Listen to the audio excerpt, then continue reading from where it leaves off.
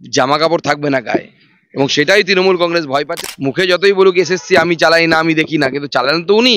সন্দেহ আছে ভোট পার হয়ে গেলে আবার এসএসসি হয়তো উল্টো কথা বলতে পারে। এসএসসি বলছে প্রায় 6 থেকে 7,000 যারা চাকরি পেয়েছেন তারা চাকরিটা পেয়েছেন জালিয়াতি করে। যে ওএমআর শিট স্ক্যান করার কাজ করেছে তার অফিস থেকে একটা লিস্ট পেয়েছিল যোগ্য অযোগ্যদের, সিবিআই সার্চ করে।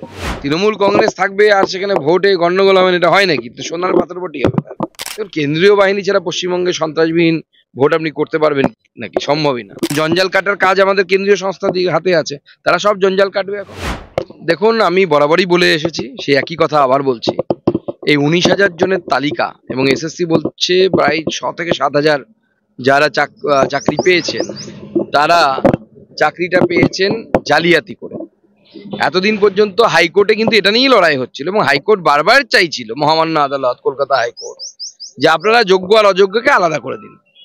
এবং সিবিআইও যে সংস্থা যে ওএমআর শিট স্ক্যান করার কাজ করেছিল, আইসা সম্ভবত তার নাম, তার অফিস থেকে একটা লিস্ট পেয়েছিল যোগ্য অযোগ্যদের, সিবিআই সার্চ করে। সিবিআইও এসএসসি কে জিজ্ঞেস করেছিল এটা কি সঠিক লিস্ট, তখন কিন্তু এসএসসি স্বীকার করেনি। অতএব এই যোগ্যদের ঘাড়ের উপর দিয়ে এই অযোগ্যদেরকে পার করার চিন্তা ভাবনা মমতা বন্দ্যোপাধ্যায়ের ছিল, যাতে এই 25-26 হাজার জনকে যদি একসাথে চাকরি বরখাস্ত হয় তাহলে সবাই আন্দোলন করবে, এবং তার ফাঁক গলে এই অযোগ্যরা বের হয়ে যাবে। কারণ অযোগ্যরা যদি চাকরি হারায়, তাদেরকে 6 বছরে যদি টাকা ফেরত দিতে হয়, তারা তো তৃণমূল নেতাদেরকে কলার চেপে ধরবে, গিয়ে তৃণমূল নেতাদের কলার চেপে ধরে টাকা আদায় করবে। সেই ভয়ে এতদিন করছিল। এখন এসএসসি, এবং তাও আমার সন্দেহ আছে যে এখন ভোটের সামনে এটা করছে কিনা, মমতা বন্দ্যোপাধ্যায়ের বা তৃণমূল কংগ্রেসের চাল কিনা, ভোট পার হয়ে গেলে আবার এসএসসি হয়তো উল্টো কথা বলতে পারে।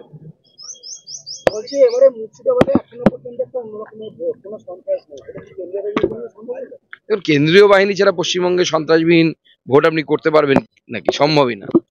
সন্ত্রাস বুথে হবে না, কিন্তু বুথের বাইরে গ্রামে গ্রামে হবে। এখন কতকালও বোমা ফেটেছে, বোমা তো ফাটতেই আছে, তার মানে কি বোমা আছে ওখানে?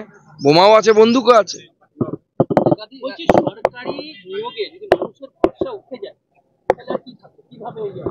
সেই জন্য তো আমাদের কেন্দ্র সরকার পেপার লিক থেকে শুরু করে চাকরি জালিয়াতির জন্য নতুন আইন আনতে চলেছে।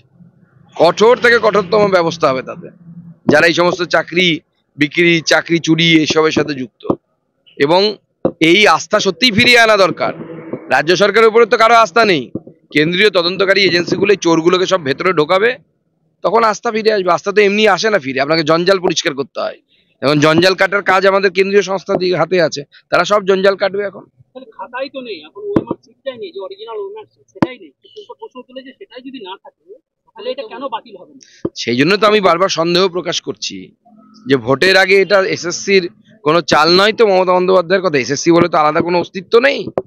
মুখে যতই বলুক এসএসসি আমি চালাই না, আমি দেখি না, কিন্তু চালান তো উনি। এটা মমতা বন্দ্যোপাধ্যায় পলিটিক্যাল স্ট্যান্ডবাজিও হতে পারে। যদিও এসএসসি বলেছে তাদের যে সংস্থাকে তারা কাজ দিয়েছিল তাদের কাছে নাকি তথ্য আছে, এবার কোর্টের উপর নির্ভর করবে এই তথ্য মানবে কি মানবে না। আমরা চাই যোগ্যরা চাকরি পাক, ফিরে পাক, অযোগ্যদের চাকরি যায় না। সে তো সুপ্রিম কোর্টকে উচিত এমন আদেশ দেয়া, গোটা এসএসসি পুরো দল বল সহ, ঠাকুর সহ, বাজনা সহ বিসর্জন দেয়া, মুখ্যমন্ত্রী সহ বিসর্জনের ব্যবস্থা করা দরকার, জেলের ভেতরে ঢোকানো উচিত। মুর্শিদাবাদে বুথের ঝামেলা না হলেও একাধিক জায়গায় বোমাবাজি, কোথাও ভুয়ো এজেন্ট প্রার্থীদের সঙ্গে ধাক্কাধাক্কি। আমি তো সেটাই বললাম, বুথের ভেতরে সেন্ট্রাল বাহিনী আছে, বাইরে কোথায় সেন্ট্রাল বাহিনী আছে? থাকা সম্ভব নয়। তৃণমূল কংগ্রেস থাকবে আর সেখানে ভোটে গন্ডগোল হবে, এটা হয় নাকি? তো সোনার পাথর বটি হবে। কানা ছেলের নাম পদ্মলোচন হয়ে যাবে।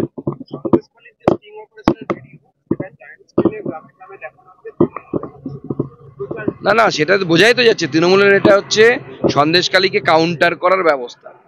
আজকে প্রমাণ হয়ে গেল তো, সন্দেশখালীর আমাদের মহিলারা যারা উলুবেরিয়াতে প্রচারে ছিল, 10 জন মহিলাকে পুলিশ গতকাল রাত্রিবেলা এসে তুলে নিয়ে যায়।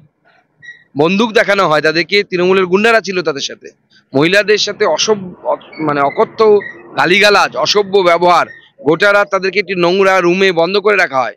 তারপরে যখন থানা আমরা ঘেরাও করি এবং আইসি যখন বুঝতে পারে, উলুবেরিয়ার আইসি, যে অন্যায় হয়ে গেছে, তখন তাদেরকে পেছনের দরজা দিয়ে বের করে বজবজ পাঠিয়ে দেওয়া হয়। সেই মহিলাদের সাথে আমি আস্তে আস্তে আসার পথে ফোনে কথা বললাম, তারা এখন মেট্রোতে করে ফিরছে কলকাতা। কোন অধিকারে আইসি তাদের গায়ে হাত দেয়? কোন অধিকারে আইসি তাদেরকে অ্যারেস্ট করে? বলে আপনারা সন্দেশখালীর মহিলা এখানে প্রচার করতে পারবেন না? সেটা তো আপনি 48 ঘন্টা প্রচার বন্ধ হওয়ার পরে করতে পারেন, এখন তো করতে পারেন না। তার মানে কি, সন্দেশখালীর মহিলারা গিয়ে যদি কথা বলে, তাদের উপরে যে ঘটনা ঘটেছে সেটা বলে, তাহলে পরে তৃণমূল কংগ্রেসের বেআবরু হয়ে যাবে, জামা কাপড় থাকবে না গায়ে। এবং সেটাই তৃণমূল কংগ্রেস ভয় পাচ্ছে, সেই রকম ভিডিও দেখানোর ব্যবস্থা করেছে। আর ওদিকে 600-700 জন যে এফিডেভিট করে উল্টো কথা বলছে, একজনের ভিডিও ঠিক, আমি যদি ধরেও নি ওই ভিডিও অরিজিনাল ভিডিও, একদম আমি ধরে নিলাম তর্কের খাতিরে, যদি ওটা অরিজিনাল কিনা সন্দেহ আছে। অনেক কথা হয়েছে, তার মাঝখান থেকে কেটে কেটে কেটে কেটে ভিডিওটা বানানো হয়েছে, যেটা আমরা খবর পাচ্ছি। তাহলে পরে ওই 600 জনকে বিশ্বাস করবো না একজনকে বিশ্বাস করবো?